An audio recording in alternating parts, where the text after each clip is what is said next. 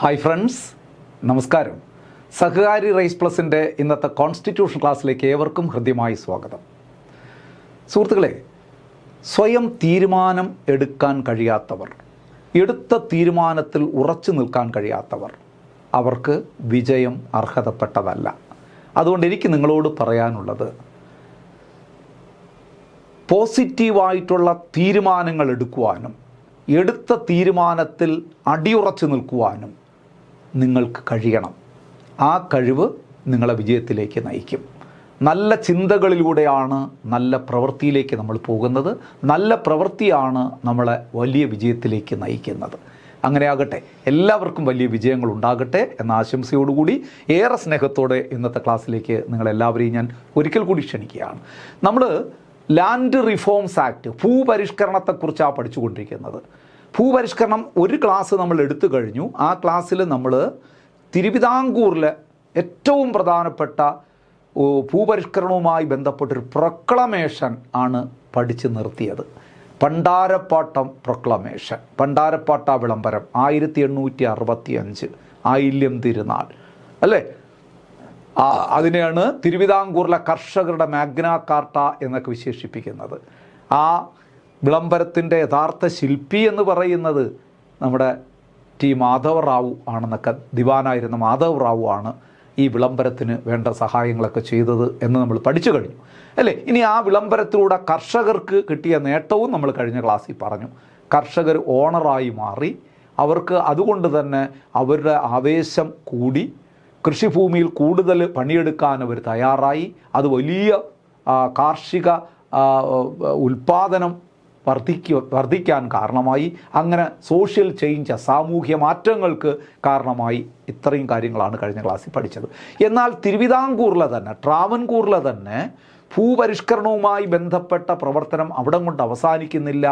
1865 പണ്ടാരപ്പാട്ടം വിളംബരത്തിന് ശേഷം അതേ ആയില്യം തിരുനാൾ തന്നെ 2 വർഷം കഴിഞ്ഞപ്പോൾ മറ്റൊരു വിളംബരം നടത്തി. ആ വിളംബരത്തിൻ്റെ പേരാണ് ജന്മികുടിയാൻ പ്രൊക്ലമേഷൻ, ജന്മികുടിയാൻ വിളംബരം 1967.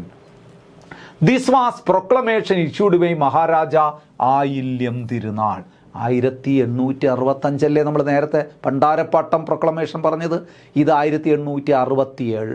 ഇയറുകളും ചോദിക്കും പരീക്ഷയ്ക്ക്. ഇതിന് ജമ്മികുടിയാൻ വിളംബരം, പച്ച മലയാളത്തിൽ പറഞ്ഞ ജമ്മികുടിയാൻ proclamation 1867. This was proclamation, this proclamation was issued by Maharaja Ayilyam Thirunal to regulate relationship between janmis and tenant. ഇത് പേരിൽ തന്നെയുണ്ട്, ജമ്മി കുടിയാൻ. ജമ്മിമാരും കുടിയാന്മാരും തമ്മിലുള്ള ബന്ധങ്ങൾ ഒന്ന് റെഗുലേറ്റ് ചെയ്യാൻ, അതിൽ നിയന്ത്രണങ്ങൾ കൊണ്ടുവരാൻ. അത് ശ്രദ്ധിക്കുക, ജമ്മി കുടിയാൻ വിളംബരം. ജമ്മിമാരും കുടിയാന്മാരും തമ്മിലുള്ള റിലേഷനിൽ ചില റെഗുലേഷൻസ് കൊണ്ടുവരാൻ എന്ന് പറഞ്ഞാൽ എന്ത് തോന്നിയാസവും ജമ്മിമാർക്ക് കാണിക്കാൻ പറ്റില്ല.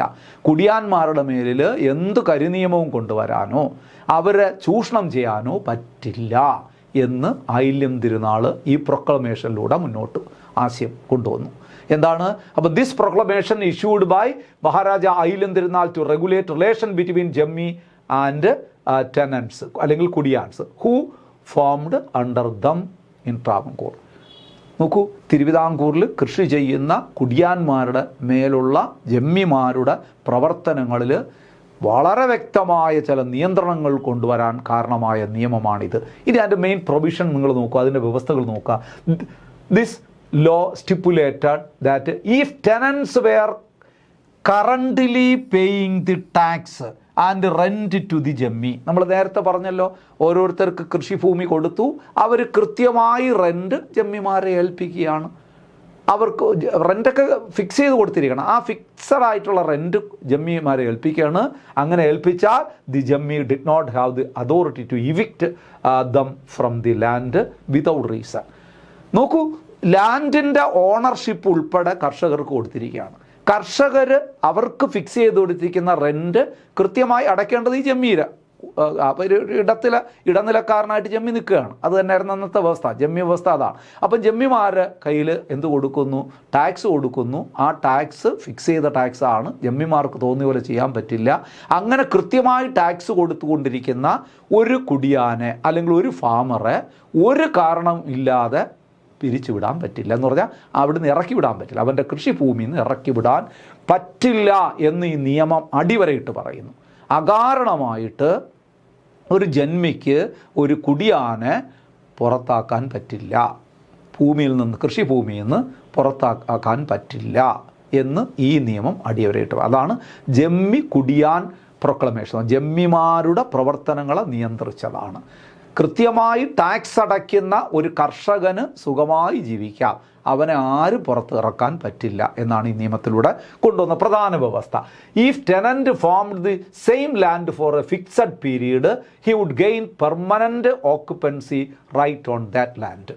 അതുപോലെ തന്നെ ഒരു കൃഷിഭൂമിയിൽ ദീർഘകാലം സ്ഥിരമായി കൃഷി ചെയ്യുന്ന, ഒരു ഫിക്സഡ് പീരീഡ് കൃഷി ചെയ്യുന്ന ഒരാളിന് പെർമനൻ്റായിട്ട് അതിൻ്റെ ഓക്കുപ്പൻസി ഉണ്ട്, ഓക്കുപ്പൻസി റൈറ്റ്, അതിൻ്റെ പൊസഷൻ അവകാശം അയാൾക്കുണ്ട്. അയാൾ അവിടെ നിന്നൊന്നും ആർക്കും ഇറക്കി വിടാൻ പറ്റില്ല. ഒരു നിശ്ചിത പീരീഡിൽ കൃഷി ചെയ്തുകൊണ്ടേയിരിക്കുന്നു. അവൻ്റെ ഓണർഷിപ്പ് എടുത്ത് മാറ്റാനോ അവൻ്റെ പൊസഷൻ അവിടെ നിന്ന് എടുത്ത് മാറ്റാനോ കഴിയില്ല എന്ന് ഈ നിയമം അടിവരയിട്ട് പറയുന്നു.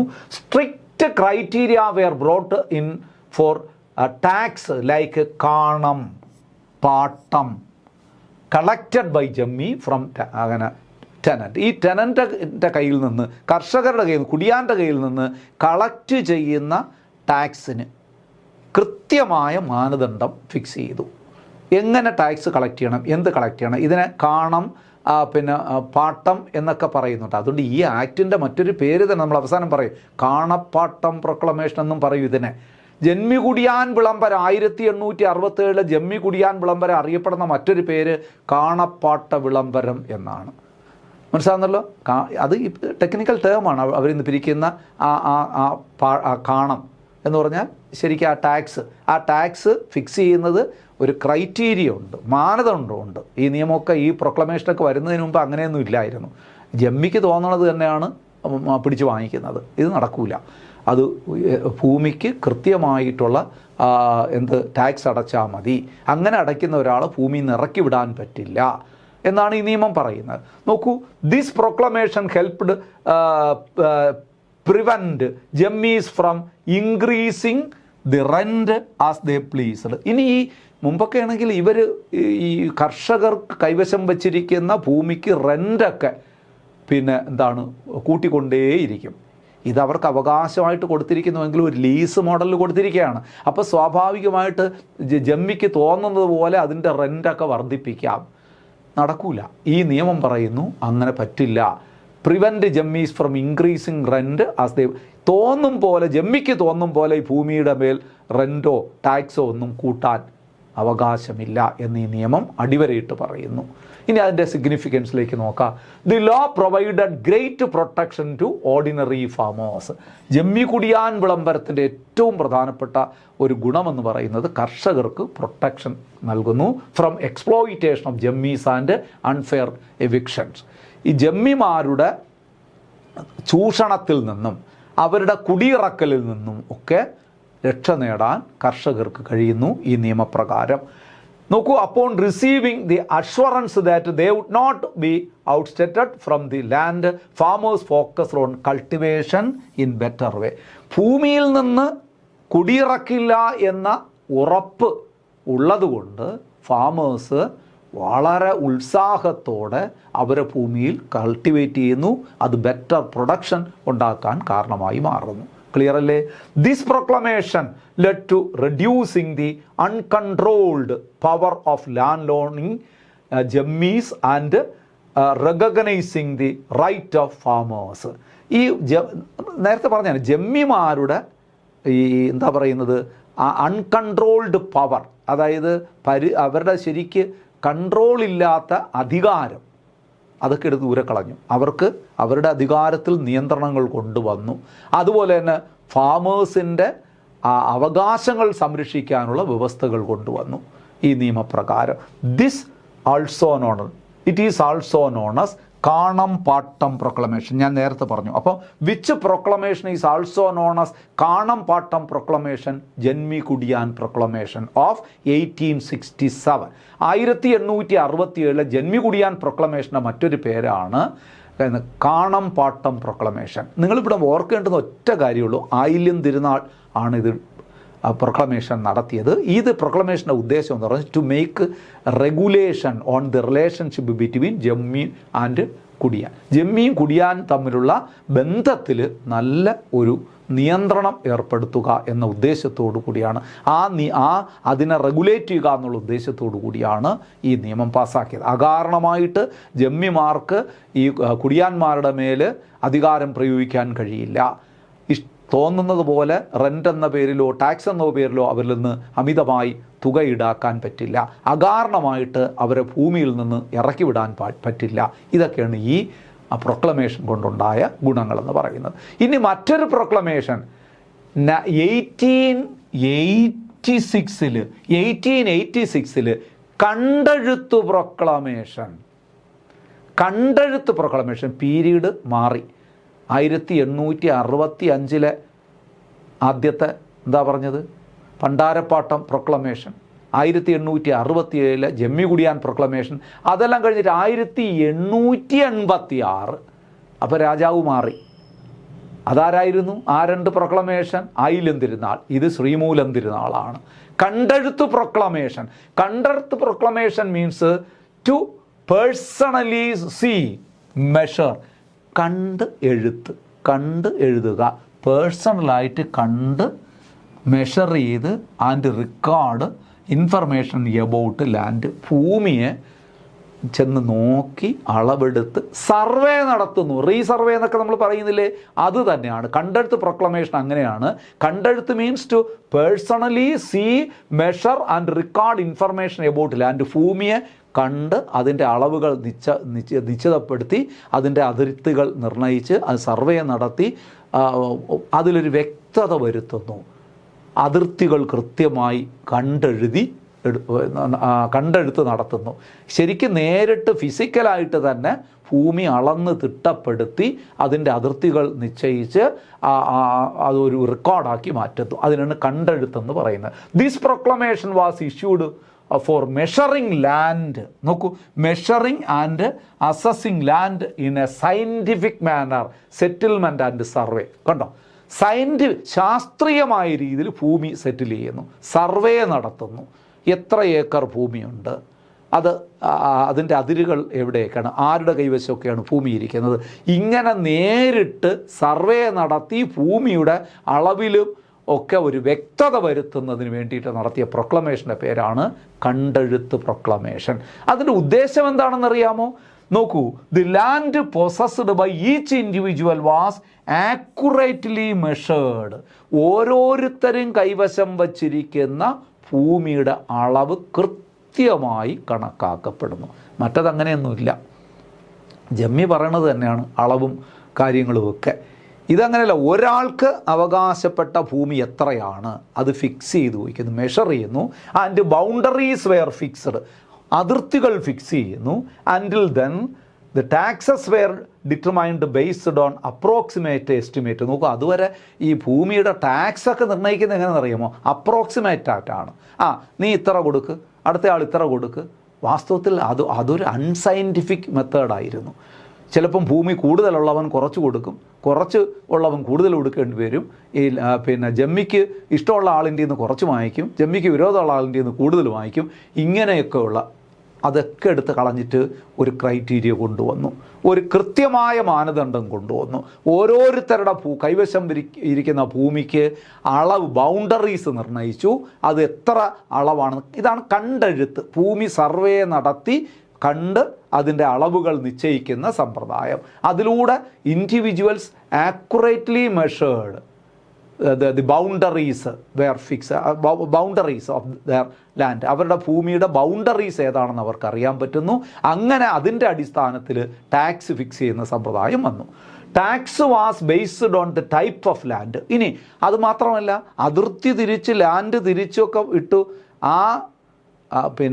ഭൂമിയുടെ അളവിനെ മാത്രമല്ല ടാക്സ് നിർണ്ണയിക്കാൻ പരിഗണിക്കുന്നത് based on type of land, ഭൂമിയുടെ തരം, ഏത് തരം ലാൻഡ് എന്ന് നോക്കൂ ഏത് തരം എന്ന് പറഞ്ഞാൽ വെറ്റ് ലാൻഡ് ആവാം, ഡ്രൈ ലാൻഡ് ആവാം. വെറ്റ് ലാൻഡ് എന്ന് പറഞ്ഞാൽ ചതുപ്പ് നിലങ്ങളാകാം, അതുപോലെ തന്നെ അല്ലാതെ ഡ്രൈ ലാൻഡ് അങ്ങനെയുള്ള പിന്നെ വരണ്ട ഭൂപ്രദേശമാകാം, അത് ചതുപ്പ് നിലങ്ങളാകാം. ആൻഡ് ക്രോപ്സ് ഇൻ ഇറ്റ്, അതിനകത്ത് എത്രമാത്രം ക്രോപ്സ്, അഗ്രികൾച്ചർ ക്രോപ്സ് എത്ര ഉൽപ്പാദിപ്പിക്കാൻ കഴിയുന്ന ലാൻഡാണ്. ഇങ്ങനെയൊക്കെ കണക്കെടുത്താണ് ടാക്സ് നിർണ്ണയിക്കുന്നത്. അതുകൊണ്ട് എന്താ സംഭവിക്കുന്നത്? This helped avoid unscientific tax collection. നോക്കൂ, ഇപ്പം ഒരു 5 സെൻറ്റ് ഭൂമി, ഞാൻ ഒരു എളുപ്പം മനസ്സിലാകാൻ വേണ്ടി പറയണം, 5 സെൻറ്റ് ഭൂമി ഒരാളുടെ കയ്യിലും 5 സെൻറ്റ് ഭൂമി വേറൊരാളുടെ കയ്യിലും. അപ്പോൾ ഉടനെ നിശ്ചയിക്കണം 2 പേരുടെ കയ്യിൽ ഒരേപോലെ ഭൂമി ഇരിക്കുന്നത്, അപ്പോൾ ഒരേപോലെ ടാക്സ് അടയ്ക്കുക. അത് അൺസയൻറ്റിഫിക് ആണ്. കാരണം എന്താ പറയുമ്പോൾ അവിടെ പരിഗണിക്കുന്നുണ്ട് എന്താണ്, ആ ലാൻഡിൻ്റെ ടൈപ്പ്, അത് വെറ്റ് ലാൻഡ് ആണോ ഡ്രൈ ലാൻഡ് ആണോ, കൾട്ടിവേഷന് പറ്റിയ ലാൻഡാണോ, അവിടുന്ന് എത്രമാത്രം ക്രോപ്പ് അവിടുന്ന് പ്രൊഡ്യൂസ് ചെയ്യാൻ കഴിയുന്നു, അതാണ് സയൻറ്റിഫിക്. അതിൻ്റെ അടിസ്ഥാനത്തിൽ ടാക്സ് നിർണ്ണയിക്കണം. അല്ലാതെ വെറും ഭൂമിയുടെ അളവ് മാത്രം നോക്കിയാൽ പോരാ. ഈ കണ്ടെഴുത്ത് പ്രൊക്ലമേഷനിലൂടെ ഇത്തരം കാര്യങ്ങൾക്കൊക്കെ ഒരു വ്യക്തത വന്നു എന്നാണ് പറയുന്നത്. ശ്രദ്ധിക്കുക, excess land held by lords and other intermediate was confiscated by government. നോക്കൂ, ഈ അളവിനപ്പുറം കൈവശം വച്ചിരിക്കുന്ന ഭൂമി സർക്കാരിന് ഏറ്റെടുക്കും. എന്നിട്ട് എന്ത് ചെയ്യും? And permanently given to the actual cultivating tenant. എന്നിട്ട് അതിനെ കർഷകർക്ക് കൃഷി ചെയ്യാനായിട്ട് കൊടുക്കും. This helped greatly in reducing the power of feudalism. വാസ്തവത്തിൽ ഈ പ്രൊക്ലമേഷനെ കൊണ്ടൊക്കെ എന്ത് സംഭവിച്ചു എന്ന് പറഞ്ഞു കഴിഞ്ഞാൽ ഫ്യൂഡലിസം അവസാനിക്കാൻ കാരണമാകുന്നു. ശരിക്ക് നമ്മൾ ഈ രാജാക്കന്മാരുടെ ഇത്തരം പ്രൊക്ലമേഷനാണ് ജന്മിത്ത വ്യവസ്ഥയിൽ നിന്നുള്ള മോചനത്തിലേക്ക് നമ്മുടെ നാടിനെ നയിച്ചത്. ജന്മിമാരുടെ അൺകൺട്രോൾഡായിട്ടുള്ള അവരുടെ പവറിനെ പിടിച്ചു കെട്ടിയത് ഇത്തരത്തിലുള്ള ചില വിളംബരങ്ങളിലൂടെയാണ്. നോക്കാം, each farmer was given specific documents or പട്ട. നമ്മൾ പട്ടയം എന്നൊക്കെ പറയില്ലേ, അതാണ് ഇവിടെ പട്ട എന്ന് ഉദ്ദേശിക്കുന്നത്. ഓരോരുത്തരുടെ ഭൂമിക്ക് ഡോക്യുമെൻറ്റുകൾ നൽകി, പട്ടയം നൽകി. For the land they possessed, ഓരോരുത്തർ കൈവശം വെച്ചിരിക്കുന്ന ഭൂമിക്ക് പട്ടയം നൽകി എന്ന് പറഞ്ഞാൽ അവരുടെ ഉടമാവകാശം നൽകി. This provided legal security to farmers over the land. അങ്ങനെ ആ ലാൻഡിന്മേൽ അവർക്കൊരു നിയമപരമായിട്ടുള്ള സെക്യൂരിറ്റി ലഭിച്ചു. മനസ്സിലാകുന്നുണ്ടല്ലോ? ഇപ്പോഴും അങ്ങനെയാണല്ലോ, ഒരു ഭൂമി കൈവശം വച്ചിരിക്കുന്നു എന്നതുകൊണ്ട് മാത്രം അതിൻ്റെ ഓണറാകുന്നില്ല, കൃത്യമായിട്ട് അതിന് പട്ടയം വിതരണം ചെയ്യണം. നമ്മൾ നോക്കൂ, ഇപ്പോൾ ഈ അടുത്ത കാലത്തൊക്കെ ഒരുപാട് പേർക്ക് സർക്കാർ പട്ടയം നൽകി. ഒരുപാട് കാലങ്ങളായി കുടികിടപ്പുകായിട്ടൊക്കെ താമസിക്കുന്ന ആൾക്കാർ, അവർക്ക് ഭൂമി സ്വന്തമെന്ന് പറയാനില്ല, കുറേ കാലം കൊണ്ട് അവർ താമസിക്കുകയാണ്. പക്ഷെ അതിന് ആധികാരികമായിട്ടുള്ള രേഖ ഉണ്ടാക്കി അവർക്ക് പട്ടയം നൽകി, ആ ഭൂമി അവരുടേതാണെന്നുള്ള രീതിയിൽ അവർക്ക് അവകാശം നൽകി. ഇനി ആ ഭൂമി അവർക്ക് വിൽക്കാം, അത് പണയപ്പെടുത്താം, ഇങ്ങനെയുള്ള. അപ്പോൾ കർഷകർക്ക് ഇതേപോലെയുള്ള പട്ടയം നൽകിക്കൊണ്ട് അവരുടെ അവർ കൈവശം വച്ചിരിക്കുന്ന ഭൂമിക്ക് അവർക്ക് ഉടമാവകാശം നൽകിക്കൊണ്ട് ഒരു ലീഗൽ സെക്യൂരിറ്റി കർഷകർക്ക് നൽകിയത് ഈ കണ്ടെഴുത്ത് പ്രൊക്ലമേഷനിലൂടെയും ആണ്. മനസ്സിലാകുന്നുണ്ടല്ലോ? അങ്ങനെ അതും ഉപകരിച്ചു. ഇനി അതിൻ്റെ മെയിൻ റിസൾട്ട് എന്താണെന്ന് നോക്കാം. End of intermediaries. ഇതൊക്കെ എന്തിലേക്ക് വഴിതെളിച്ചു? മധ്യവർത്തികളുടെ എൻഡിലേക്ക് വഴിതെളിച്ചു. മധ്യവർത്തികൾ ഇല്ലാതാകാൻ കാരണമായി. With the land being measured directly and patta given to farmers, the influence intermediaries had on land ownership vanished. നോക്കടോ, സർക്കാർ എന്ത് ചെയ്തു, ഗവൺമെൻറ് എന്ത് ചെയ്തു, അല്ലെങ്കിൽ രാജാവ് എന്ത് ചെയ്തു? ഓരോരുത്തരുടെ ഭൂമി തരംതിരിച്ച് പട്ടയം കൊടുത്ത് അതിന്മേൽ അവകാശം കൊടുത്തു, അതിൽ ടാക്സ് ഫിക്സ് ചെയ്ത് കൊടുത്തു, ഇത്ര ടാക്സ് അടയ്ക്കണം. അപ്പോൾ ഇനി ഇടനിലക്കാരന് ഇവിടെ റോളില്ല, ഇടനിലക്കാരന് റോളില്ല. അവൻ ആ പണം കൊണ്ട് സർക്കാരിന് കൊടുത്താൽ മതി. നോക്കൂ, ഈ നിയമങ്ങളെല്ലാം ആക്ച്വലി എന്തിലേക്ക് വഴിതെളിച്ചു എന്ന് പറഞ്ഞാൽ മധ്യവർത്തികളുടെ, നമ്മുടെ ഈ ശരിക്ക് ജന്മിമാരുടെ അവസാനത്തിലേക്ക് വഴിതെളിച്ചു. തിരുവിതാംകൂറിൽ ജന്മിത്വത്തിന് എൻഡ് വരുത്താൻ കാരണമായ പ്രൊക്ലമേഷൻസാണ് നമ്മൾ ഈ പറഞ്ഞതല്ല. Increase in revenue as tax eviction could be prevented, the income to government treasury increased significantly. ഇത് കൃത്യമായ എന്താണ് റെൻറ്റ് അല്ലെങ്കിൽ നമ്മൾ കൃത്യമായ ടാക്സ് ഗവൺമെൻറ്റിൻ്റെ ഖജനാവിലേക്ക് എത്തി. ഇടനിലക്കാർ ഇല്ലാതായപ്പോൾ കർഷകർ കൃത്യമായിട്ടുള്ള അവരുടെ പണം എവിടെ അടയ്ക്കുന്നുണ്ട്? ട്രഷറിയിൽ അടയ്ക്കുന്നുണ്ട്, അല്ലെങ്കിൽ ഗവൺമെൻറ്റിനെ ഏൽപ്പിക്കുന്നുണ്ട്. മറ്റത് കിട്ടുന്നത് ഇവരിൽ നിന്ന് വാങ്ങുന്നത് വലിയ എമൗണ്ട്, സർക്കാരിൻ്റെ ഖജനാവിലേക്ക് പോകുന്നത് വളരെ ചെറിയ എമൗണ്ട്, ബാക്കിയെല്ലാം ഇൻ്റർമീഡിയറ്റ് എടുക്കുമായിരുന്നു, ഇടനിലക്കാർ കൈയടക്കുമായിരുന്നു. ആ സമ്പ്രദായത്തിന് അറുതി വന്നു. റിഡക്ഷൻ ഇൻ ഡിസ്പ്യൂട്ട്സ്, അതുപോലെ തന്നെ തർക്കങ്ങളിൽ കുറവ് വന്നു എന്ന് പറഞ്ഞാൽ as boundaries and ownership came into clear records land related court cases decreased. നോക്കൂ, ബൗണ്ടറി ഫിക്സ് ചെയ്ത് കൊടുത്തിരിക്കുന്നു, ഓരോരുത്തരുടെ ടാക്സ് അടയ്ക്കേണ്ടത് എത്രയാണെന്ന് പറഞ്ഞിരിക്കുന്നു, അതിർത്തികളെല്ലാം ഉണ്ട്. പിന്നെ ഈ ലാൻഡ് ബേസ്ഡ് ആയിട്ടുള്ള തർക്കത്തിന് പ്രസക്തിയില്ല. ഇനി ഇപ്പം എനിക്ക് എൻ്റെ സ്ഥലം വേർതിരിച്ച് എനിക്ക് അതിൻ്റെ പട്ടയം തന്നു കഴിഞ്ഞാൽ ആ സ്ഥലം മാത്രമല്ലേ എനിക്ക് അവകാശപ്പെട്ടതുള്ളൂ, ഞാൻ പിന്നെ വേറെ ഏതെങ്കിലും സ്ഥലത്തിൻ്റെ അവകാശമായിട്ട് പോകുമോ? എപ്പോഴാണ് ഈ തർക്കങ്ങൾ വരുന്നത്? ബൗണ്ടറി ഒന്നും ഫിക്സഡ് അല്ല എങ്കിൽ നമ്മൾ വെട്ടിപ്പിടിക്കും, അല്ലെങ്കിൽ അവൻ എൻ്റെ ഭൂമി പിടിക്കും, ഞാൻ അവൻ്റെ ഭൂമി വെട്ടിപ്പിടിക്കും, അത് വലിയ തർക്കത്തിലേക്ക് പോകും. ഇവിടെ തർക്കത്തിന് കാര്യമൊന്നുമില്ല, എല്ലാം ബൗണ്ടറി ഫിക്സ് ചെയ്ത് പട്ടയവും നൽകി എല്ലാവർക്കും ഭൂമിയിൽ അവകാശവും നൽകി അടയ്ക്കേണ്ട ടാക്സും എത്രയാണെന്ന് ഫിക്സ് ചെയ്ത് കൊടുത്തിരിക്കുന്നു, അവരവരതങ്ങ് ചെയ്താൽ മതി. അപ്പോൾ ഇങ്ങനൊരു സമ്പ്രദായം വന്നപ്പോൾ സ്വാഭാവികമായിട്ട് ലാൻഡ് റിലേറ്റഡ് കോർട്ട് കേസസിന് ഒരുപാട് കുറവ് അനുഭവപ്പെട്ടു. ഇതും ഈ നിയമത്തിൻ്റെ ഒരു പ്രത്യേകതയാണ്. ഇനി നോക്കൂ, ജന്മി കുടിയാൻ അമൻമെൻറ്റ് 1867 ആയില്യം തിരുനാൾ ജന്മി കുടിയാൻ പ്രൊക്ലമേഷൻ നടത്തിയത് നമ്മൾ പഠിച്ചല്ലോ. ആ 1867 ഈ പ്രൊക്ലമേഷൻ ഒരു അമൻമെൻറ്റ് വന്നത് 1932 നോക്കൂ, ആൾദോ the 1867 proclamation gave protection against eviction. അതായത് കർഷകരെ പുറത്താക്കാൻ പറ്റില്ല, കൃഷിഭൂമിയിൽ നിന്ന് കർഷകരെ പറഞ്ഞുവിടാൻ പാടില്ല, അവരെ പുറത്താക്കാൻ പാടില്ല എന്നൊരു നിയമമാണല്ലോ ജന്മി കുടിയാൻ വിളംബരത്തിലൂടെ വന്നത്. അങ്ങനെ ഒരു വ്യവസ്ഥ ഉണ്ടായിരുന്നെങ്കിലും tenant were not full owners, അവർക്ക് ശരിക്കും ഈ വിളംബരം വന്നിട്ട് അവർ ഫുൾ ഓണർ എന്നുള്ള പദവിയിലേക്ക് വന്നിട്ടില്ല. ഇടനിലക്കാരുടെ സ്വാധീനം അത്രത്തോളം ഉണ്ടായിരുന്നു.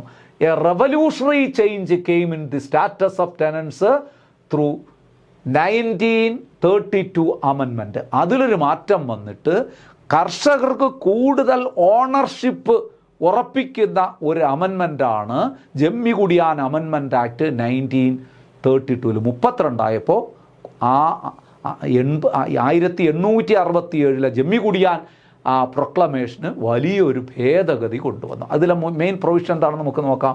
ഫുൾ ഓണർഷിപ്പ് കണ്ടോ. The government declared the tenants who farmed janmam land as the full owners of that land. കൃഷി ചെയ്യുന്ന ജന്മിമാരുടെ കൺട്രോളിലുള്ള ലാൻഡ്, അതിൽ കൃഷി ചെയ്യുന്ന കർഷകൻ ഫുൾ ഓണറാണ്, അയാൾ തന്നെയാണ്. ജന്മിക്ക് ഒരു അവകാശവുമില്ല ആ ലാൻഡിന്മേൽ. ഇത്രയേ ഉള്ളൂ ഇതിൽ കൊണ്ടുവന്നൊരു നിയമം. അതായത് ജന്മിമാർ വലിയ റോളില്ല, അവർക്ക് ഒരു റോളുമില്ല. ഒരു ഭൂമിയിൽ കൃഷി ചെയ്യുന്ന കർഷകൻ തന്നെയാണ് അതിൻ്റെ പരമാധികാരി എന്നൊരു വലിയ വ്യവസ്ഥ ഈ ജന്മി കുടിയാൻ അമെൻമെൻറ്റ് ആക്റ്റിലൂടെ കൊണ്ടുവന്നു. ഇനി നോക്കൂ, with this janmi lost the ownership rights they had in the land. മനസ്സിലാകുന്നല്ലോ, ഓരോ കർഷകരുടെ കയ്യിൽ നിന്ന് നേരത്തെ ടാക്സ് വാങ്ങിക്കൊണ്ടിരുന്ന ആരാണ്? ജന്മിമാരാണ്. അവർ നിശ്ചയിക്കും എത്ര, കാരണം ഭൂമി അവരുടെ ഉടമാവകാശം പോലെയാണ് അവർ കൈകാര്യം ചെയ്തിരുന്നത്. ഇവരെ കൊണ്ട് ജോലി എടുപ്പിക്കും. അതായത് കൃഷിഭൂമിയിൽ കർഷകന് പ്രത്യേകിച്ചൊരു അവകാശവുമില്ല. ജന്മി പറയുന്നത് കേൾക്കണം, ജന്മി എപ്പോഴും ഇറക്കി വിടുന്നു അപ്പോൾ പൊക്കോളണം. ആ അവസ്ഥയെല്ലാം മാറിയിട്ട് ജന്മിമാരെന്ന് പറയുന്ന ഒരു വിഭാഗത്തിന് ഒരു പവറും ഇല്ലാതായി മാറി. ഇത്തരത്തിലുള്ള പ്രൊക്ലമേഷൻ ഇപ്പം വന്നത് ഏറ്റവും അമെൻമെൻറ്റിൽ ഏറ്റവും പ്രസക്തമായത് അത് തന്നെയാണ്. Status of janmi. Janmis became mere rent charger. ഇവരിൽ നിന്ന് റെൻറ്റ് വാങ്ങി സർക്കാരിന് കൊടുക്കുന്ന വെറും ഒരു ഇൻ്റർമീഡിയറ്റ്, അത് മാത്രമുള്ള ആ ഒരു മധ്യവർത്തി മാത്രമായിട്ട് ആര് മാറിയുള്ളൂ? ജന്മി ഈ നിയമത്തിലൂടെ മാറി. അയാൾക്ക് പ്രത്യേകിച്ച് റോളില്ല. Their authority over land vanished. ജന്മിമാരുടെ അവകാശം പൂർണ്ണമായും, ഭൂമിയിൽ ജന്മിമാരുടെ അവകാശം പൂർണ്ണമായും ഇല്ലാതാക്കാൻ ഈ അമെൻമെൻറ്റ് കാരണമായി മാറി. ഇനി നോക്കൂ, ജന്മിക്കരം, the rent and other rights that the tenant had been paying to Jammi were fixed as the single tax named Jammi Karam.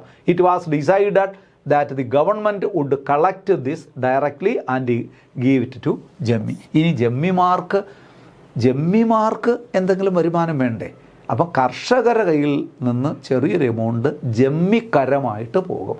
അത് ഗവൺമെൻറ് ഫിക്സ് ചെയ്ത് ഗവൺമെൻറ് വാങ്ങിച്ച് ജമ്മിക്ക് കൊടുക്കും. ജമ്മിക്ക് പ്രത്യേകിച്ച് റോളൊന്നും ഇല്ലാതായി മാറി. മനസ്സിലാകുന്നല്ലോ? അതായത് ശരിക്ക് പരമ്പരാഗതമായി ജന്മികൾ കൈവശം വച്ചിരുന്ന ഭൂമിയാണ്. അപ്പോൾ സ്വാഭാവികമായിട്ട് ജന്മിമാരെ പൂർണ്ണമായിട്ടും അവർക്ക് യാതൊരു വരുമാനമില്ലാതെ അവരെ മാറ്റാൻ പറ്റില്ല. അപ്പോൾ അവർക്കൊരു ജന്മിക്കരം എന്ന് പറഞ്ഞ് ചെറിയൊരു എമൗണ്ട് കർഷകർ, അത് അവർക്ക് ജന്മിമാർക്ക് നിശ്ചയിക്കാൻ പറ്റില്ല, ഗവൺമെൻറ് നിശ്ചയിച്ച് ഗവൺമെൻറ്റിൽ അടച്ചിട്ട് ആ തുക ഗവൺമെൻറ് ജന്മിക്ക് കൊടുക്കുന്ന ഒരു രീതിയിൽ ആയി മാറി കാര്യങ്ങൾ. നോക്കൂ, അങ്ങനെ end of intermediates. The complex relations and exploitation that existed between janmis and tenants ended completely with this law. ഈ അമെൻമെൻറ്റ് ആക്റ്റിലൂടെ, മുമ്പ് വന്ന പ്രൊക്ലമേഷനിലൂടെ, അവസാനം ഈ ജമ്മി കുടിയാൻ അമെൻമെൻറ്റ് ആക്റ്റിലൂടെ 1932 വന്ന ഈ അമെൻമെൻറ്റ് ആക്റ്റിലൂടെ ശരിക്ക് പറഞ്ഞാൽ കേരളത്തിലെ അല്ലെങ്കിൽ തിരുവിതാംകൂറിലെ ജന്മി സമ്പ്രദായത്തിന് അറുതി വന്നു എന്ന് പറയാം. ക്ലിയർ അല്ലേ? ഇനി നോക്കൂ, അതിൻ്റെ സിഗ്നിഫിക്കൻസ് നോക്കൂ. Collapse of feudalism. With this amendment feudalism took its last breath in Travancore. Feudalism അങ്ങനെ അവസാനിക്കുകയാണ്. ഫ്യൂഡലിസം മീൻസ് ജന്മിത്തം ട്രാവൻകൂറിൽ അവസാനിക്കുകയാണ്. Land became the property of the one who actually form it. അങ്ങനെ ഭൂമിയിൽ കൃഷി ചെയ്യുന്ന കർഷകന് പൂർണ്ണമായ ഉടമാവകാശം ഭൂമിയുടെ മേലുണ്ടായി. ജന്മിമാർ എന്ന ജന്മിത്തം എന്ന് പറയുന്ന സമ്പ്രദായത്തിന് പൂർണ്ണമായും അവസാനം വരികയാണ്. Freedom of farmers. The situation where tenants had to get the janmis permission to sell or mortgage their land ceased to exist. നോക്കൂ, ജന്മിമാരുടെ അനുവാദം. നേരത്തെയൊക്കെ ഈ ജമ്മി കുടിയാൻ പ്രൊക്ലമേഷനിലൂടെ ഇവർക്ക് ഉടമാവകാശം കിട്ടിയെങ്കിലും ജമ്മിമാരുടെ പെർമിഷനോട് കൂടിയേ ഇതൊക്കെ വിൽക്കാൻ കഴിയുള്ളായിരുന്നു, പണയപ്പെടുത്താൻ കഴിയുള്ളായിരുന്നു. എന്നാൽ അതെല്ലാം മാറ്റിയിട്ട് ജമ്മിമാരുടെ യാതൊരു പെർമിഷനും വേണ്ട, ഈ ഭൂമി വിൽക്കാനോ പണയപ്പെടുത്താനോ പൂർണ്ണമായും അധികാരം ആരുടെ കയ്യിൽ തന്നെ വന്നു? കർഷകരുടെ കയ്യിൽ തന്നെ വന്നു. ക്ലിയർ ആവുന്നുണ്ടോ? അങ്ങനെ ഇക്കണോമിക് സ്റ്റെബിലിറ്റി ഉണ്ടായി. As farmers gained full authority over the land and the permanent tax system, they became economically stronger. കർഷകർ സാമ്പത്തികമായി ശാക്തീകരിക്കപ്പെട്ടു. അവർ ഭൂമി വിറ്റ് അവർക്ക് മറ്റ് ആവശ്യങ്ങൾ നിറവേറ്റാനും സഹായിച്ചു. ഇപ്പോൾ കർഷകരുടെ മക്കൾക്കൊക്കെ പുതിയ വിദ്യാഭ്യാസത്തിന് വേണ്ടിയിട്ട് പോലും ഈ ഭൂമി പണയപ്പെടുത്താനും ഒക്കെ അവർക്ക് കഴിഞ്ഞു. അങ്ങനെ സോഷ്യലി ആൻഡ് ഇക്കണോമിക്കലി വലിയ ഡെവലപ്മെൻറ്റിലേക്ക് മാറി. ഇതാണ് തിരുവിതാംകൂറിലുള്ള സംഭവം. ജമ്മിത്വം അവസാനിച്ചു. അപ്പോൾ അവിടെ ഓർക്കേണ്ട, തിരുവിതാംകൂറിലെ ആക്ട് ഓർക്കേണ്ടത് പണ്ടാരപ്പാട്ട പ്രൊക്ലമേഷൻ മറക്കരുത്, 1865. പിന്നെ ജന്മകുടിയാൻ പ്രൊക്ലമേഷൻ 1867. പിന്നെ നമ്മൾ 1886 വന്ന കണ്ടെഴുത്ത് പ്രൊക്ലമേഷൻ, പിന്നെ 1932 വന്ന ജമ്മി കുടിയാൻ അമെൻമെൻറ്റ്. ഇത്രയും പ്രൊക്ലമേഷനിലൂടെ, ഇത്രയും നിയമങ്ങളിലൂടെയാണ് ഈ തിരുവിതാംകൂറിൽ ജമ്മിത്വം അവസാനിപ്പിക്കുകയും കർഷകർക്ക് എന്താണ് കൃഷിഭൂമിയുടെ ഓണർഷിപ്പ് ലഭിക്കുകയും ചെയ്തത്. ഇത്രയൊന്നും ഓർപ്പിക്കാം. ഇനി കൊച്ചിയിലേക്ക് വരാം. കൊച്ചിയിൽ ഇനി വളരെ എളുപ്പമാണ്. തിരുവിതാംകൂറിലാണ് കൂടുതൽ കാര്യങ്ങൾ നമ്മൾ പഠിക്കാനുണ്ടായിരുന്നത്. നോക്കൂ, ടെനൻറ്റ് പ്രൊട്ടക്ഷൻ ഇൻ കൊച്ചി. അവിടെ ഇതുപോലെ തന്നെ കുടിയാന്മാരുടെ സംരക്ഷണം 1863 കാര്യമാണ് പറയുന്നത്. In 1863 a law came into force for protection of കാണക്കുടിയാൻസ്.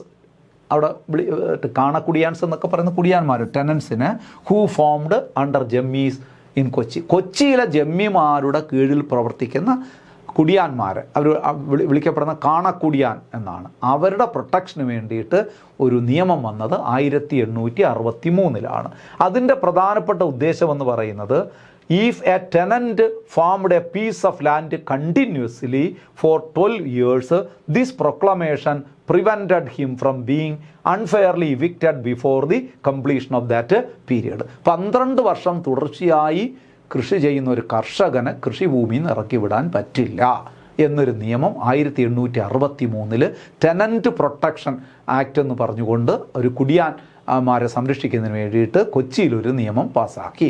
നോക്കൂ, this helped ensure that farmers received the deserved result of their hard work and they could continue securely on the land. നോക്കൂ, അങ്ങനെ കർഷകരെ കൃഷിഭൂമിയിൽ നിന്ന് ഇറക്കി വിടാൻ പാടില്ല എന്ന് നിയമം വന്നപ്പോൾ സ്വാഭാവികമായിട്ട് അവർ ആത്മാർത്ഥമായിട്ട് ഹാർഡ് വർക്ക് ചെയ്തു. അങ്ങനെ അവരുടെ വരുമാനം വർദ്ധിച്ചു.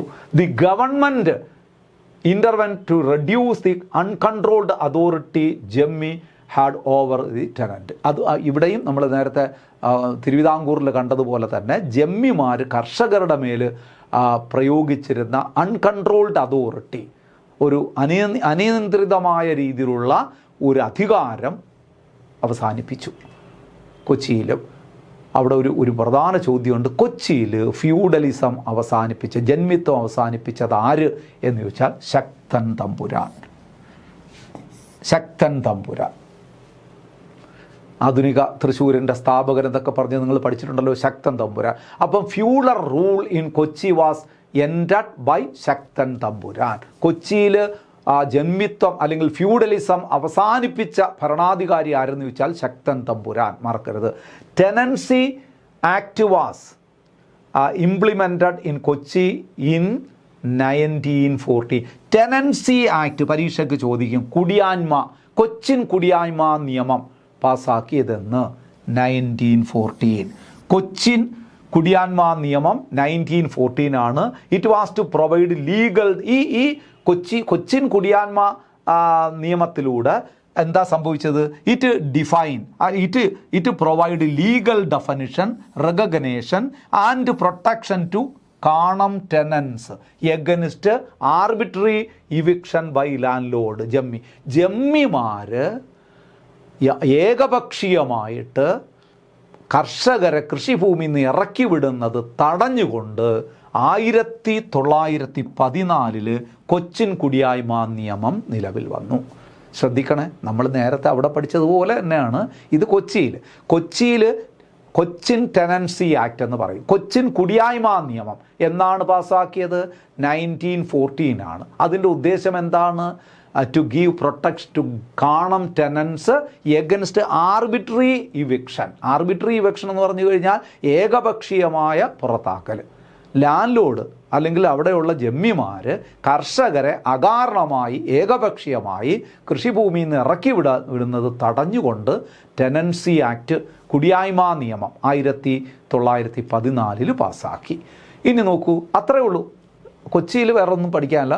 1914 കൊച്ചിൻ കുടിയായ്മ നിയമം. ഇനി മലബാർ കൂടി നമുക്കൊന്ന് നോക്കാം. നോക്കൂ, land reforms in Malabar. Land ownership system in Malabar under British rule was very difficult for farmers. അവിടെ നോക്കൂ, ബ്രിട്ടീഷുകാരുടെ ഭരണകാലത്ത് മലബാറിലും വലിയ കോംപ്ലിക്കേറ്റഡ് ആയിട്ടുള്ള ചില നിയമങ്ങൾ, നമ്മുടെ കർഷകർക്ക് ബുദ്ധിമുട്ടുണ്ടാക്കുന്ന ചില സമ്പ്രദായങ്ങൾ നിലനിന്നിരുന്നു. It was a system that have janmi controlled authority over land. അവിടെ ഇത് തന്നെയാണ്. കൃഷിഭൂമിയിലെ മൊത്തം നിയന്ത്രണവും ജമ്മിമാർ നടത്തിയിരുന്ന ഒരു സമയമായിരുന്നു. അതോറിറ്റി ഓഫ് ജമ്മി നോക്കാം എന്താണ്. Almost all land including fallow and forest land in Malabar. നോക്കൂ, മലബാറിൽ തരിശു ഭൂമിയും മറ്റ് വനഭൂമിയും ഉൾപ്പെടെയുള്ള എല്ലാ ലാൻഡും considered the private property of the janmi. എല്ലാം ജമ്മിമാർ കൈയടക്കി വെച്ചിരിക്കുകയായിരുന്നു. ജമ്മിമാരുടെ അതോറിറ്റിയാണ്. കർഷകർക്ക് യാതൊരു അധികാരവുമില്ല. പരമ്പരാഗതമായിട്ട് ജമ്മിമാർ കൈമാറി വരുന്ന ഭൂമി, അത് ഫാലോ ലാൻഡ് ആകട്ടെ, ശരിക്കും തരിശുഭൂമിയാകട്ടെ, ഫോറസ്റ്റ് ലാൻഡ് ആകട്ടെ, പിന്നെ വനഭൂമിയാകട്ടെ, ഇതിൻ്റെ എല്ലാ അവകാശികളും ജമ്മിമാരായിരുന്നു. Jenmi imposed various types of tax on tenants. ഇനി അവിടെയൊക്കെ കൃഷി ചെയ്യുന്നവർ കർഷകരിൽ നിന്ന് ജമ്മിക്ക് തോന്നുന്ന രീതിയിലായിരുന്നു എന്താണ് ടാക്സ് ഇമ്പോസ് ചെയ്തിരുന്നത്, അവരിൽ നിന്ന് നികുതി വാങ്ങിച്ചിരുന്നത് തോന്നുന്നത് പോലെ. ഇനി നോക്കൂ, അപ്പോൾ അതാണ് നമ്മൾ ഒന്നാമതായിട്ട് അവിടെ പറഞ്ഞത്, അതോറിറ്റി ഓഫ് ജമ്മി. അടുത്ത നമ്മൾ രണ്ടാമതായിട്ട് പറയുന്ന ഒരു കാര്യം ശ്രദ്ധിക്കുക, intervention of William Logan. Serious riot existed between land owners അഥവാ jenmi and tenants in Malabar. ഈ ഒരു സാഹചര്യം ജമ്മിമാർ പൂർണ്ണമായി ഭൂമിയുടെ മേൽ പൂർണ്ണമായി കൺട്രോള് വഹിച്ചുകൊണ്ട് കർഷകരെ പല രീതിയിൽ എക്സ്പ്ലോയിറ്റേഷൻ നടത്താൻ ശ്രമിച്ചുകൊണ്ടിരുന്ന ഒരു കാലഘട്ടത്തിൽ ഇവർ തമ്മിലുള്ള ബന്ധം ശിഥിലമായി. ആരൊക്കെ തമ്മിലുള്ള? ജമ്മിയും കുടിയാന്മാരും. അങ്ങനെ ആകെ ലാൻഡ് ലോർഡും ടെനൻസും വളരെയധികം സംഘട്ടനത്തിലേർപ്പെട്ടു. വലിയ ഒരു റയോട്ട്, വളരെ ഇവർ തമ്മിൽ എപ്പോഴും പ്രശ്നങ്ങൾ സൃഷ്ടിച്ചുകൊണ്ടേയിരുന്നു. ഇവർ തമ്മിലുള്ള ബന്ധം ആകെ വഷളായി. The British government appointed William Logan to investigate this. ഈ ജമ്മി കുടിയാന്മാർ തമ്മിലുള്ള ഈ പ്രശ്നങ്ങൾ പരിശോധിക്കാനും പരിഹരിക്കാനും ബ്രിട്ടീഷ് ഗവൺമെൻറ് വില്യം ലോഗനെ നിയമിച്ചു. Based on the study he conducted, he recommended that certain types of tenants should be given fixity of tenure in land. ലോഗനാണ് report കൊടുത്തത്. കർഷകർക്ക് അല്ലെങ്കിൽ കുടിയാന്മാർക്ക് ആ ഭൂമിയിന്മേൽ നിശ്ചിത കുടിയായ്മ അവകാശം കൊടുത്തിരിക്കണം. ഭൂമിയിൽ കർഷകർക്ക് നിശ്ചിത പീരീഡിലേക്ക് അവകാശം നൽകിയിരിക്കണമെന്ന് ലോഗൺ റിപ്പോർട്ട് കൊടുത്തു. അടുത്ത് നോക്ക്, Malabar compensation for tenants improvement act. അതിൻ്റെ അടിസ്ഥാനത്തിൽ 1887 ഒരു നിയമം പാസ്സാക്കി, Malabar compensation for tenants improvement act. This is one of the early laws that came as part of Williams Logan's recommendation. William ലോഗൻ്റെ റെക്കമെൻഡേഷൻ്റെ അടിസ്ഥാനത്തിൽ കർഷകർക്ക് കോമ്പൻസേഷൻ കിട്ടുന്ന രീതിയിൽ Malabar compensation for tenants improvement act പാസ്സാക്കി. The law was amended in 1919. നോക്കൂ, 1900 ഈ നിയമം ഭേദഗതി വരുത്തി. It helped ensure deserved compensation for the agriculture improvements made by tenants on farmland. നോക്കൂ, ഈ നിയമപ്രകാരം കൃഷിഭൂമിയിൽ നിന്ന് ഉൽപ്പാദിപ്പിക്കുന്ന അഗ്രികൾച്ചർ പ്രോഡക്റ്റുകൾക്ക് തീർച്ചയായിട്ടും അവർക്ക് നല്ല കോമ്പൻസേഷൻ കൊടുത്തിരിക്കണം. കർഷകർക്ക് നല്ല രീതിയിലുള്ള വരുമാനം ലഭിച്ചിരിക്കണം. അതാണ് ഈ നോക്കൂ, Malabar compensation for ടെനൻസ് act help to ensure deserved compensation for the agriculture improvements made by tenant on the farmland. ഫാംലാൻഡിൽ അഗ്രികൾച്ചറിസ്റ്റ്, അതായത് കർഷകർ വരുത്തുന്ന അസാധാരണമായ ഇമ്പ്രൂവ്മെൻറ്റിന് പ്രതിഫലമായിട്ട് അവർക്ക് കോമ്പൻസേഷൻ നൽകിയിരിക്കണം, അവർക്ക് പ്രതിഫലം നൽകിയിരിക്കണം എന്നൊരു വ്യവസ്ഥ കൊണ്ടുവന്നു. ഇനി മലബാർ ടെനൻസി ആയിട്ട് നമ്മൾ നേരത്തെ പറഞ്ഞ പോലെ 1914 കൊച്ചിൻ കുടിയായ്മ നിയമം പോലെ 1929 മലബാർ കുടിയായ്മ നിയമം പാസ്സാക്കിയത്. This is the most important law in protecting the right of farmers in Malabar. നേരത്തെ കൊച്ചിയിലെ കർഷകർക്ക് സഹായമായി കൊച്ചിൻ കുടിയായ്മ നിയമം വന്നതുപോലെ മലബാറിലെ കർഷകർക്ക് സഹായകമായിട്ടാണ് മലബാർ കുടിയായ്മ നിയമം പാസ്സാക്കിയത്. Objective to ensure security of rights for various type of tenant. Fair rent നോക്കൂ, fixed fair rent through civil court, കോടതി മുഖേന തന്നെ ഫെയർ റെൻറ്റ്, കർഷകരുടെ ഭൂമിക്ക് ഫെയർ ആയിട്ടുള്ള ന്യായയുക്തമായ റെൻറ്റ് നിശ്ചയിച്ചു. നോക്കൂ, amendments. This law was amended in 1945, 1951 and 1954 to bring changes according to the time. Just ഒന്ന് ഓർമ്മിച്ച് വെച്ചിരുന്നാൽ മതി, ഇതൊന്നും വലിയ ഇമ്പോർട്ടൻ്റ് അല്ല, ഒന്ന് വായിച്ച് മനസ്സിലാക്കി. ഈ നിയമം 1945 അതായത് 29 പാസ്സാക്കിയ നിയമമാണ്. 45, 51, 54 ഒക്കെ ചെറിയ മാറ്റങ്ങൾ വരുത്തിയ നിയമം. അപ്പോൾ 3 പ്രവശ്യകൾ കഴിഞ്ഞു. ഇതിലേറ്റവും കൂടുതൽ നമ്മൾ ഓർക്കേണ്ടുന്നത് ട്രാവൻകൂറിലുള്ള നിയമമാണ്. പിന്നെ കൊച്ചിയിൽ നമ്മൾ പഠിച്ചു, പിന്നെ മലബാറിൽ നമ്മൾ പഠിച്ചു. ഇനി അതെല്ലാം കഴിഞ്ഞ് 1949 ആയപ്പം തിരുക്കൊച്ചി നിലവിൽ വന്ന കാര്യം നിങ്ങൾക്കറിയാമല്ലോ. 49 ട്രാവൻകൂർ കൊച്ചി, തിരുക്കൊച്ചി 1949. പിന്നെ 56 കേരള സ്റ്റേറ്റ് വരുന്നത്. അപ്പം 49 മുതൽ 56 വരെയുള്ള കാലഘട്ടം നമ്മൾ പറയാം തിരുക്കൊച്ചി, ട്രാവൻകൂർ കൊച്ചി സംസ്ഥാനം നിലവിൽ വന്നു. അവിടെ 1-2 ചെറിയ കാര്യങ്ങൾ ഓർത്താൽ മതി. Existing land categories, government Devaswom വക, നോക്കൂ, ഗവൺമെൻറ് ദേവസ്വം വക, കണ്ടുകൃഷി വക, എടവകി ശ്രീപത്മം വക, ശ്രീ പണ്ടാരം വക, ഇങ്ങനെയൊക്കെയുള്ള വിവിധ കാറ്റഗറിയിലുള്ള ലാൻഡായിരുന്നു അന്നുണ്ടായിരുന്നത്. അതായത് ദേവസ്വം വക, പിന്നെ കണ്ടുകൃഷി വക, പിന്നെ അതുപോലെ തന്നെ ഇടവകഴി ശ്രീപത്മം വക, ശ്രീ പണ്ടാരം വക, ഇങ്ങനെ പല കാറ്റഗറിയിൽ ഭൂമി നിലവിലുണ്ടായിരുന്ന ഒരു ഒരു ഒരു ഒരു ഘട്ടമാണ് തിരുക്കൊച്ചി സംസ്ഥാനം നിലവിൽ വരുന്നത്. നോക്കൂ, എസ്റ്റേറ്റ് റെൻ്റ് റിക്കവറി റെഗുലേഷൻ, കുറച്ച് ആക്റ്റുകളാണ്, ഇവിടെ ഒന്നും പഠിക്കാനില്ല, ഇതൊന്നും ഇങ്ങനെ ഒന്ന് വായിച്ചു വെച്ചോളൂ. Estate rent recovery regulation act 1893 പാസ്സാക്കി. ട്രാവൻകൂർ ഇടവകൈ റെഗുലേഷൻ 1934 പാസ്സാക്കി. അത് gave right of Edavagai land to owners. Stay of execution proceedings act provided protection from eviction after independence. ഇത് 50 ആയപ്പം സ്വാതന്ത്ര്യം കിട്ടിക്കഴിഞ്ഞു അല്ലേ. നമുക്ക് 49 മുതൽ തന്നെ നമുക്ക് സ്വാതന്ത്ര്യാനന്തരം ഉള്ള കാര്യമാണ് നമ്മൾ പറയുന്നത്. നമുക്ക് സ്വാതന്ത്ര്യാനന്തരം കർഷകരെ കൃഷിഭൂമിയിൽ നിന്ന് ഇറക്കി വിടുന്നത് തടഞ്ഞുകൊണ്ട് stay of execution proceeding act പാസ്സാക്കി. ഇതിനകത്ത് ഒരു ചോദ്യവും ഇല്ല. ഈ ആക്റ്റുകളുടെ പേര് ജസ്റ്റ് ഒന്ന് വായിച്ച് മനസ്സിൽ വെച്ചോളുക, അവിടെ നിന്ന് പ്രത്യേക ചോദ്യത്തിന് സാധ്യതയില്ല. ഇനി നോക്കൂ, Kanam tenancy act 55 for the rights of Kanam tenants. കാണം ടെനൻസ് എന്നൊക്കെ പറഞ്ഞാൽ ഇങ്ങനെ ഒരു നമ്മുടെ ടാക്സിൻ്റെ അടിസ്ഥാനത്തിൽ ഓരോരുത്തരെ തരംതിരിച്ച് പറയുന്നതാണ്. അവർ ഇങ്ങനെ ടാക്സ് കൊടുക്കുന്ന കാണം പിന്നെ ടെനൻസ് അവരുടെ പ്രൊട്ടക്ഷന് വേണ്ടിയിട്ട്, അവരുടെ അവകാശങ്ങൾക്ക് വേണ്ടിയിട്ട് കാണം ടെനൻസി ആക്ട് പാസ്സാക്കി.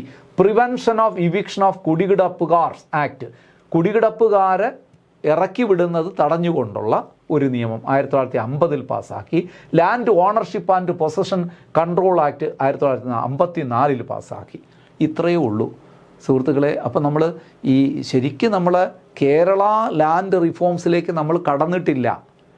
അടുത്ത ക്ലാസ്സിലാണ് നമ്മൾ കേരള ലാൻഡ് റിഫോംസ്, കേരള സംസ്ഥാനം നിലവിൽ വന്നതിന് ശേഷം, അതാണ് നമ്മുടെ കോർ ഏരിയ.